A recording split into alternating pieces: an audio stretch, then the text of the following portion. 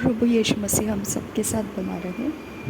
आज हम एक टॉपिक के ऊपर वचन देखने वाले हैं। ओके। और ये टॉपिक मेरे पास कम से कम 1 मंथ हो गया, 1 महीना हो गया है। और मैं आज नहीं कल, कल नहीं परसों ऐसे करते हुए जा रही हूँ। अब आज मैं इसको इसीलिए रिकॉर्ड कर रही हूँ क्योंकि मेरा सारा इंटरनेट बंद है। ओके, वाईफाई बंद है और मैं अकेले में परमेश्वर के संगति में, कॉल सब बंद है। मैं अकेले परमेश्वर में बैठकर अपना समय गुजारते जा रही हूँ। और ये समय, ये टॉपिक को मैंने अभी इस समय परमेश्वर ने मेरे अंदर दोबारा जगाया, तो ये टाइम है मेरे पास कि मैं इस टॉपिक के साथ डील कर सकूं। ओके, निपट सकूं इस टॉपिक के साथ। इसके लिए मैंने ये टाइम को पकड़ लिया है। इसके ऊपर जो थंबनेल रहेगा उसमें आपको पता चलेगा कि ये टॉपिक मैंने कौन से डेट, कौन से टाइमिंग में इसे रिकॉर्ड किया है। ओके। और ये एक बहुत ज़रूरी चीज़ है, इसके अंदर हम कॉम्प्रोमाइज़ नहीं कर सकते हैं क्योंकि एक लीगल ग्राउंड बन जाएगा। अगर अंधकार के जगत के अंदर एक लीगल ग्राउंड बन जाएगा अगर हमने इस टॉपिक को ओपनली डिक्लेयर नहीं किया कि हम क्या कर रहे हैं। ओके। तो ये अंधकार के जगत में अगर लीगल ग्राउंड बन रहा है तो सबसे पहली बात, जो पक्के मसीही हैं उन लोगों को ये बात को समझ में आना चाहिए कि वो लोग ये लीगल ग्राउंड क्यों बनने देना चाहते हैं। इसका मतलब उनके हृदय के अंदर कपट है। ओके। अगर पक्के मसीही होने के बावजूद अगर ये लीगल ग्राउंड कोई बनने देता है तो डेफिनेट है वो आपका दुश्मन है, वो आपका बैरी है, वो आपको डिसफेवर कर रहा है, वो आपको परमेश्वर के सच्चे ज्ञान से अलग करके मुसीबत आने के लिए छोड़ रहा है। ठीक है, तो इस बात को हमने क्लियर कट समझना है। कोई कॉम्प्रोमाइज़ नहीं है, परमेश्वर के पास कोई कॉम्प्रोमाइज़ नहीं है। परमेश्वर समझौता नहीं करता है। ओके। जो वचन है सो वचन है, ख़त्म बात करना है, ख़त्म करना है। वचन है तो वचन है, दैट्स ऑल। ओके। वचन के बाहर हमको कुछ नहीं पता है। अगर आपको पता है तो आप सिखाइए लोगों को, गाइड कीजिए, लीड कीजिए और उसके कंसिक्वेंसेस भी आप निपट लीजिए।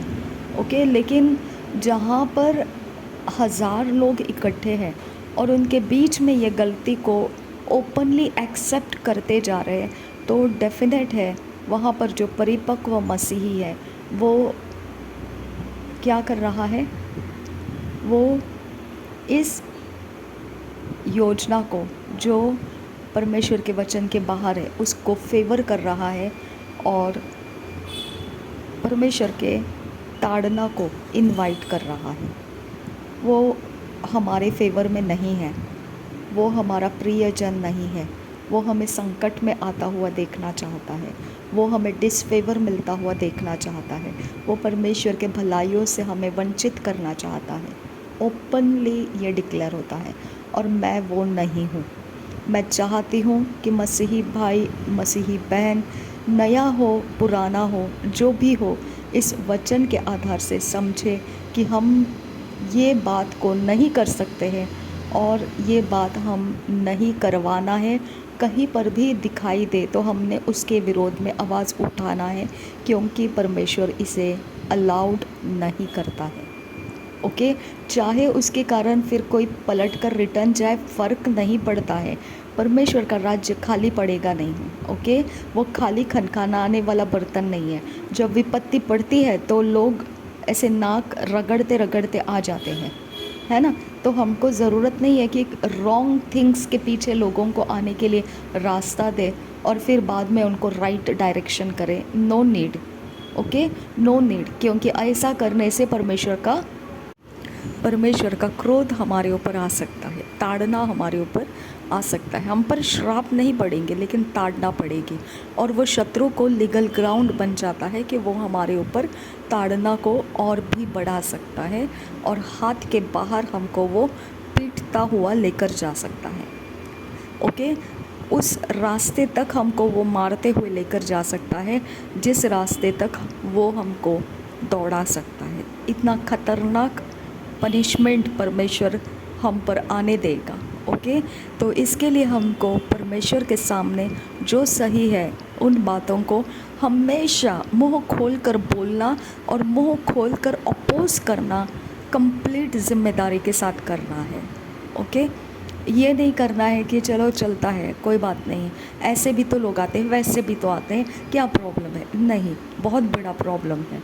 ओके, वो बोलते हैं ना, नाव में एक इंसान अगर छेद करेगा और उसके अंदर 1000 लोग बैठे हैं और वो अकेला इंसान अगर ऐसा करेगा कि वो नाव के अंदर बैठकर उसको ठोकते ठोकते छेद करता बैठेगा, तो वो 1000 लोग इकट्ठे पूरी तरह से उस नाव के अंदर पानी भरने से डूब सकते हैं। तो वो 1000 लोग अगर चुपचाप उसको देखते बैठेंगे, कोई बात नहीं है, वो अपना खेल रहा है, वो ठोक रहा है, वो गड्ढा बना रहा है। ओके, लेकिन उसके कारण 1000 लोग जो बैठे हैं नाव के अंदर वो सब डूब सकते हैं। पानी अगर वहाँ से घुस गया तो नाव डूब सकती है, सारे लोग डूब सकते हैं। अगर ये ख्याल 1000 लोगों के अंदर एक जन भी नहीं सोचा और उसको अपोज नहीं किया, तो फिर नुकसान तो वैसे ही तैयार है। ओके, नुकसान तो वैसे ही तैयार है। जो ठोक रहा है, छेद कर रहा है, उसको तो मज़ा आ रहा है, वो तो अपना खेल समझ के कर रहा है। लेकिन 1000 लोग बुद्धू तो नहीं है ना। 1000 लोगों को तो पता है ना नाव में बैठने का मतलब क्या होता है। कोई तो उसमें शयाना होगा ही ना, उसने कम से कम तो बोलना चाहिए तू ये मत कर, क्योंकि इससे बहुतों की जान खतरे में आ सकती है ना। तो बोलना चाहिए ना। अगर 1000 लोग भी चुप बैठेंगे तो 1000 लोग इकट्ठे उस एक इंसान के कारण गड्ढे में गिर जाएंगे, डूब जाएंगे उसके अंदर पानी में। ओके, तो इसके लिए हमको केयर करना चाहिए कि जहाँ परमेश्वर का वचन टूटता है वहाँ से हमने हाथ खड़े कर देना है, बॉस ये हम उसमें से बाहर हैं, हम उसके अंदर नहीं है और ना रहना चाहते, ना उसके ज़रिए हमको कोई प्रॉफिट चाहिए। ओके, ना उसके ज़रिए हमको सोल सेविंग करना है, ना उसके ज़रिए हमको लोगों को बटोरना है कि वो प्रभु में रहे। No need. ओके, कोई ज़रूरत नहीं। सीधा मार्ग है, सीधे मार्ग को समझिए। एक्सेप्ट करना होता है कीजिए, नहीं होता है वेट कीजिए, परमेश्वर का अनुग्रह आ जाएगा आपके ऊपर, है ना। तो इस तरह से मैं ये वचन को आपके सामने डिक्लेयर कर रही हूँ कि इसे हमने समझना है, समझदारी के साथ हमने इसको फॉलो भी करना है। ओके, यूहन्ना 10 अध्याय का 9 वचन देखेंगे। यूहन्ना 10 अध्याय 9 वचन। द्वार मैं हूँ, यदि कोई मेरे द्वारा भीतर प्रवेश करे तो उद्धार पाएगा और भीतर बाहर आया जाया करेगा और चारा पाएगा। और एक बार देखिए, द्वार मैं हूँ, यदि कोई मेरे द्वारा भीतर प्रवेश करे तो उद्धार पाएगा और भीतर बाहर आया जाया करेगा और चारा पाएगा। 10 वचन देखिए, चोर किसी और काम के लिए नहीं परंतु केवल चोरी करने और घात करने और नष्ट करने को आता है। मैं इसलिए आया कि वे जीवन पाए और बहुतायत से पाए। ओके, यहाँ पे प्रभु यीशु मसीह और एक वचन हमको बताता है, 8 वचन, जितने मुझसे पहले आए वे सब चोर और डाकू है, परंतु भेड़ों ने उनकी न सुनी। ओके, तो ये इज़राइल के लिए है। अब हम जो 9 वचन पढ़ रहे हैं, उद्धार पाएगा। उद्धार मतलब छुटकारा पाएगा। ओके, हम उद्धार पाने के लिए प्रभु यीशु मसीह के पास आते हैं। प्रभु यीशु मसीह कहता है, द्वार मैं हूँ, यदि कोई मेरे द्वारा भीतर प्रवेश करे। Come on. ओके, क्या बोला है? द्वार मैं हूँ, यदि कोई मेरे द्वारा भीतर प्रवेश करे तो वो उद्धार पाएगा। ओके, तो वो बचाया जाएगा, तो वो अपने संकट से बचाया जाएगा, तो वो अपने पाप से बचाया जाएगा, तो वो अपने श्राप से बचाया जाएगा, तो वो अपने बीमारियों से बचाया जाएगा, तो वो अपने प्रॉब्लम्स में से बचाया जाएगा, छुड़ाया जाएगा। कहाँ से? जो प्रभु यीशु मसीह है वो कहता है द्वार मैं हूँ, और जो मेरे द्वारा उस द्वार में से जो प्रवेश करता है, प्रभु यीशु मसीह से जो प्रवेश करता है, उसके लिए छुटकारा हो जाएगा। ये प्रभु यीशु मसीह कहता है उसके लिए छुटकारा हो जाएगा। लोग कहाँ पर आना चाहिए? प्रभु यीशु मसीह के पास। कहाँ पर आना चाहिए लोगों ने? प्रभु यीशु मसीह के पास आना चाहिए, राइट। प्रभु यीशु मसीह के पास आना चाहिए, ये एक बात सच है। लेकिन दूसरी बात ये है कि द्वार, उसने बोला, यीशु मसीह कहता है द्वार मैं हूँ, जो मेरे द्वारा भीतर प्रवेश करेगा। भीतर यानी कहाँ? भीतर यानी हम घुटने टेकते हैं, आंखें बंद करते हैं और प्रभु यीशु मसीह को स्मरण करते हैं और हम प्रार्थना करते हैं, प्रभु यीशु मसीह मेरा ये प्रॉब्लम सॉल्व कर। तो हमने क्या कर दिया? उसके द्वार से भीतर हो गए, पार होकर उसके साथ बात करने लगे। ओके, अब आपको यहाँ पर ध्यान रखना है, प्रभु यीशु बोलता है मैं खुद वो दरवाज़ा हूँ, मैं खुद वो द्वार हूँ। यानी यीशु मसीह द्वार है, ओपनली कहा जाएगा। क्या क्रूस का चिन्ह द्वार है? नहीं। क्या क्रूस जो लकड़ी का बना के रखा है वो द्वार है? नहीं। क्या कोई मूर्ति जो मरियम की है या यीशु मसीह की है, मूर्ति बना के सामने रखा है, वहाँ जाके घुटना टेकना, क्या वो द्वार है? नहीं।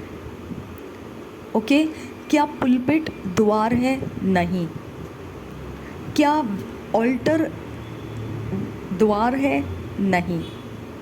क्या चर्च द्वार है? नहीं।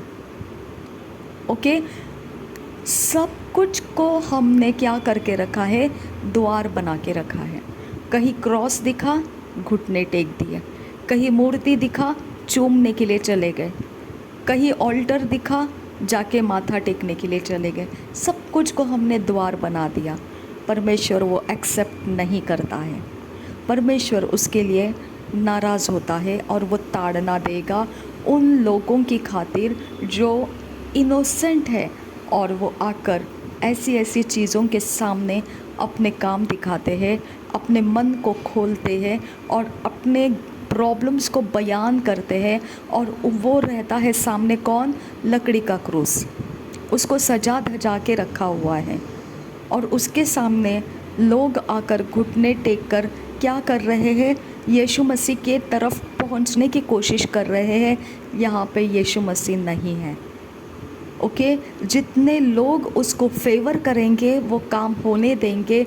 ऐसे लोगों को वहाँ पर आने का रास्ता, वो क्रूस रख कर वहाँ पर वो रास्ता होने देंगे। वो मूर्ति पूजा है और वहाँ परमेश्वर 100% वहाँ पर परमेश्वर कुछ ना कुछ विपत्ति को डालेगा ही डालेगा। और जितने लोग उस अवस्था के अंदर बैठे हुए हैं, सबके ऊपर वो विपत्ति का सामना होगा ही होगा, होगा ही होगा। उसके लिए कोई एक्सक्यूज़ नहीं है। अगर व्यभिचार करोगे और व्यभिचार करके बैठोगे और फिर आप बोलोगे मैंने तो कुछ किया नहीं है, कंसिक्वेंस बताएगा। ओके, नतीजा आएगा, नतीजा बताएगा। व्यभिचार किया तूने, समझा आपको? कुछ तो कंसिक्वेंस आएगा, विपत्ति आएगा, और वो हमको मालूम नहीं पड़ेगा कि ये छोटी सी चीज़ के कारण विपत्ति को हमने इनविटेशन दिया, और वो लीगल ग्राउंड बनता है शैतान का।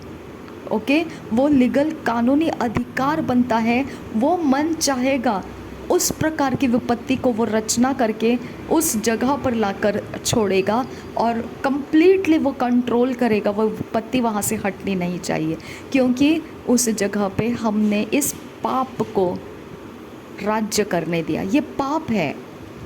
ओके, ये पाप को हमने राज्य करने दिया। ओके, अब ये मत बोलो कि वो अनजान है, वो इनोसेंट है। आप जब ये बोल सकते हैं कि वो अनजान है, वो इनोसेंट है, तो आपका काम है कि वहाँ से वो चीज़ रखे ना वहाँ पर, ताकि ऐसे पाप, ऐसे अपराध ना हो। हालेलुया।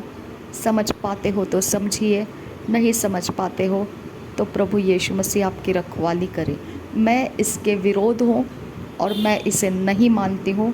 अगर परमेश्वर विपत्ति लाता है, संकट लाता है और फिर भी लोग उसे कर रहे हैं, उसे हटा नहीं रहे हैं, तो लोग उस कलीसिया के दुश्मन हैं जो ये होने दे रहे हैं।